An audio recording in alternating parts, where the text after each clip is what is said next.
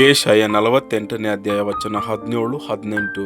ನಾನೇ ನಿನ್ನ ದೇವರಾದ ಯೆಹೋವನು, ನಿನಗೆ ವೃದ್ಧಿ ಮಾರ್ಗವನ್ನು ಬೋಧಿಸಿ ನೀನು ನಡೆಯಬೇಕಾದ ದಾರಿಯಲ್ಲಿ ನಿನ್ನನ್ನು ನಡೆಸುವವನಾಗಿದ್ದೇನೆ. ನೀನು ನನ್ನ ಆಜ್ಞೆಗಳನ್ನು ಕೇಳಿದ್ದರೆ ಎಷ್ಟೋ ಚೆನ್ನಾಗಿತ್ತು. ನಿನ್ನ ಸುಖವು ದೊಡ್ಡ ನದಿಯಂತೆಯೂ ನಿನ್ನ ಕ್ಷೇಮವು ಸಮುದ್ರದ ಅಲೆಗಳ ಹಾಗೂ ಇರುತ್ತಿದ್ದವು.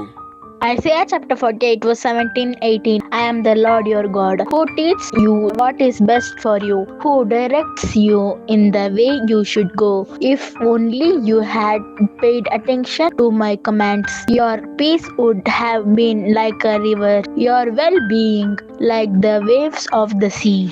यशायाह अध्याय 48 वचन 17 और 18। मैं ही तेरा परमेश्वर यहोवा हूँ, जो तुझे तेरे लाभ के लिए शिक्षा देता हूँ और जिस मार्ग से तुझे जाना है उसी मार्ग पर तुझे ले चलता हूँ। भला होता कि तूने मेरी आज्ञाओं को ध्यान से सुना होता, तब तेरी शांति नदी के समान और तेरा धर्म समुद्र की लहरों के समान होता।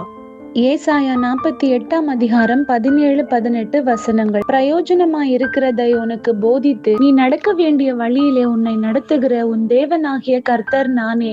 என் கற்பனைகளை கவனித்தாயானால் நலமாயிருக்கும். அப்பொழுது உன் சமாதானம் நதியைப் போலும் உன் நீதி சமுத்திரத்தின் அலைகளைப் போலும் இருக்கும்.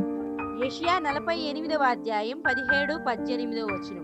నీకు ప్రయోజనము కలుగునట్లు నీ దేవుడనైన యెహోవానగు నేను నీకు ఉపదేశము చేయుదును.